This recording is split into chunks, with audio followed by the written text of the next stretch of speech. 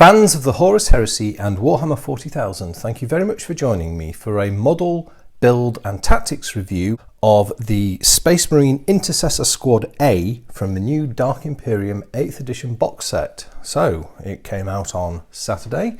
I've been doing a bit of work on these, starting to get them put together, and we have the first of the Intercessor Squads that we're going to look at. So what I'm going to do in this review is I'm going to talk about the actual models, the assembly, the kit quality, and a couple of modelling tips as well about how you can enhance the look of these miniatures a bit. I'm then going to do some size comparisons against other miniatures from the Warhammer 40,000 range, and then I'm going to finish up by talking briefly about the tactics for these troops in game. So that's the format, right? So what do you get? Well, in the Dark Imperium box set, you get two Intercessor Squads. Now, they are actually unique models, although you get two Intercessor Squads, they're in different poses, so they are different. If you've got the instructions, if you have this set yourself, this is Intercessor Squad A. There is also Squad B, and they are different. Just for your information there. These are multi-part plastic miniatures, however, they are in effect mono pose and not really designed with changing their pose in mind without some fairly substantial modelling and rebuild work. However, it can be done, and I'll talk a little bit about something that I've done with these. And let's start off by looking at these guys. So we will start with, let's start with a trooper. These are beautiful plastic models. I have to admit, I'm very, very impressed by these. They were delightful to build, and the end result is excellent. By going with the multi-part approach and basically abandoning the need for kit versatility and posability by going for monopose, the designers have been able to get these really cool looking action poses, and there's a variety of these. And we've also been able to get things like the equipment and grenades mounted on and the pistol mounted on. That makes these easier to put together because all those are already on. They're armed with bolt rifles, so these are like a elongated bolt gun. They're mounted on 32mm bases, and the armour's got this new sophisticated and smooth look, and the helmet is very clearly based around Mark IV armour from the Heresy era. The power pack, the backpack, is also very Mark IV in style, although it's got additional armour on the cooling vents at the top and then here. So, and coupled with that, we've got design cues from the Mark VIII errant armour as well, such as these. I think the gyro is supposed to be at the bottom of the pauldrons, the collar on the torso armour, and then the shoulder pads are essentially Mark VII, Mark IV style. So an interesting mix of sources there. The bolt rifles look really cool, very modern, kind of like, shall we say, noughties era modern weapons looking. They've got these what look like they're supposed to be Pitcairn rails on the top for mounting accessories. But yeah, they've got a really good look to them. Yeah, really nice look. In terms of actually assembling these miniatures, they go together very well. I had absolutely no issues assembling them. If you are just happy clipping them off for sprues and gluing them together, you can put these together very quickly indeed. You could probably have a lot done in a couple of hours. I've spent a lot longer than that working on these because I've taken all the mould seams away, and I've also done some other modelling on them. It's very nice to have a set of models that can be put together so quickly should you choose to do so. Well, at the same time, there's still a bit of fun there for shall we say, a more enthusiastic or keen modeler such as myself, and I'm sure there's plenty of you who feel the same way, who want to get into doing a full cleanup, and then a few other little bits. Got an eagle design on the bolt gun, the bolt rifle, I have to say now. Yeah, very good. I had one minor problem with the kit. One of the Marines had a broken purity seal. Which one was it? Was it this guy? No? I'm going to come back to him. No, it wasn't you. Was it the first one then? Yes, actually here it was.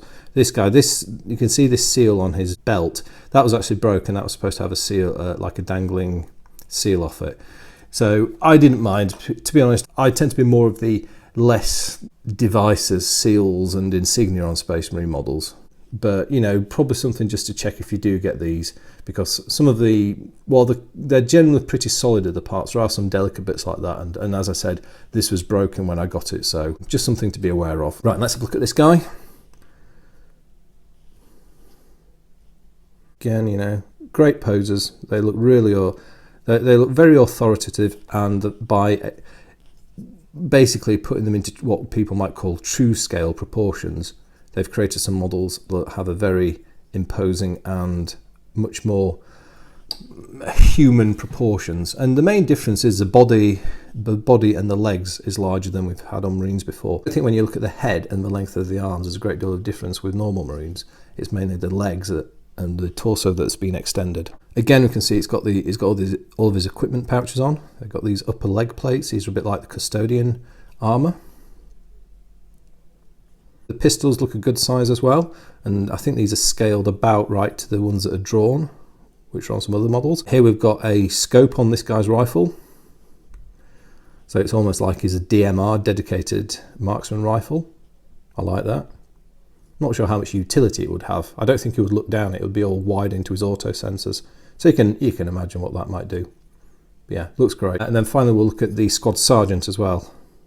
Really cool model, very dynamic posing. Now, I'll start talking about the modelling of these miniatures with this guy because I've reposed this chap. He's supposed to have his bolt gun sort of down in front of him, but I kind of looked at his pose and I thought, hey, we've got the opportunity to make this guy look like he's taking a shot one-handed. And you know, Space Marine sergeants have to be able to do stuff like that, shoot one-handed, because they're just awesome. I reposed it, and to do that, you can't really see it too well, but I kind of did some work cutting some material out of his shoulder pad, cut a little bit away with the arm, and I just repositioned it. There's a void there, you can see, which I need to fill with putty and then reshape his upper arm through. But that's just an idea that because this guy's got separate arms, it does give you a bit more opportunity to convert with less drastic measures. And another conversion I looked at was rotating this, cutting the post off this arm and rotating it, because this is a separate arm. That would have worked.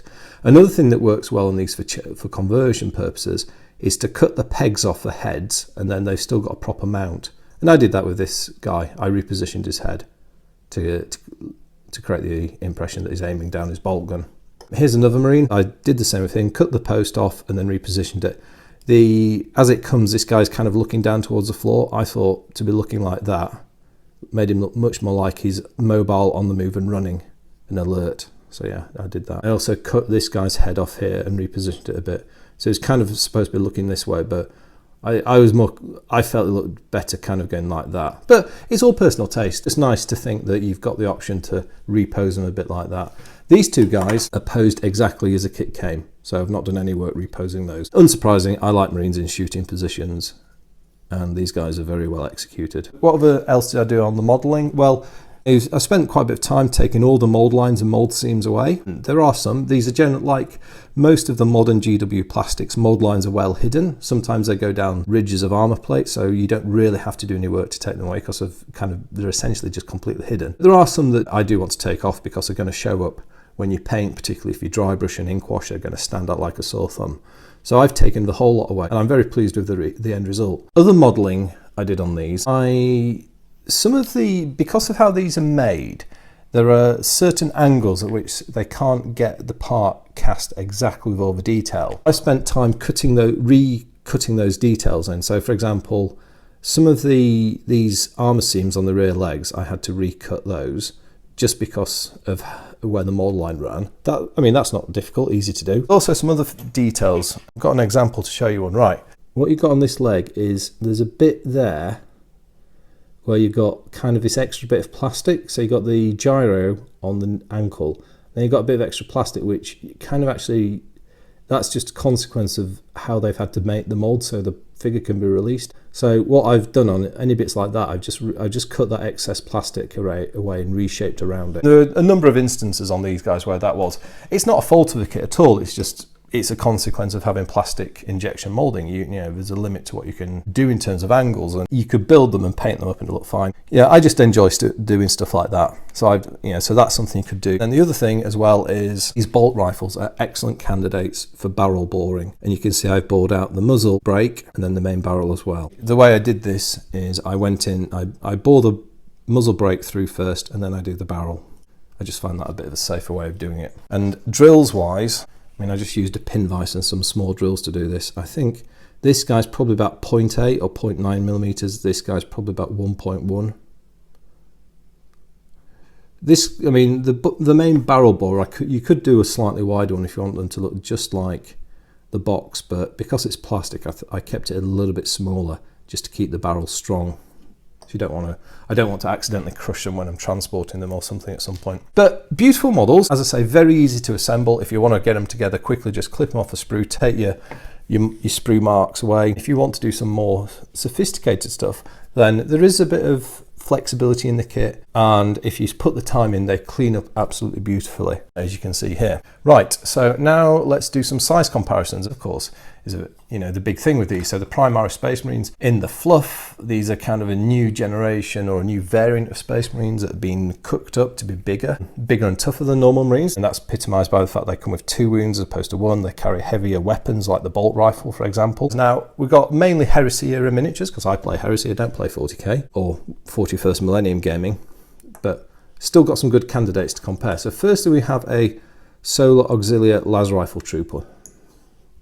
And if we stand this guy alongside, if we put these two together, we can see the Primaris has got a good head on this other dude. And actually if we go for this guy, who's possibly, they're about the same height-wise, yeah.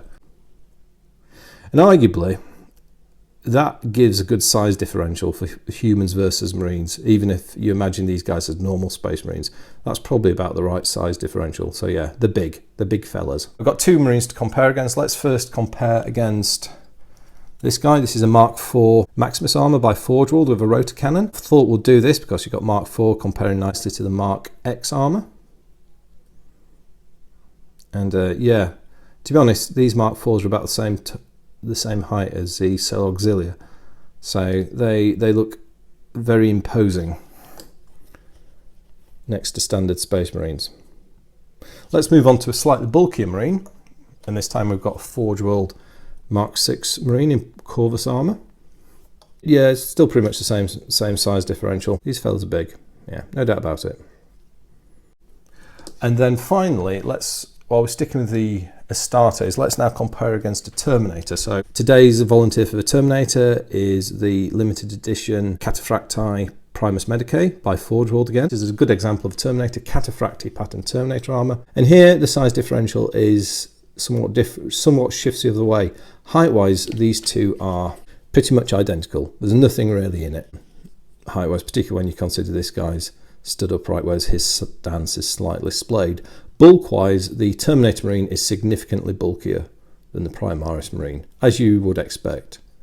So in my book, the Terminators are still bigger and bulkier. They're comparable height-wise, they're just not as bulky as the Terminators.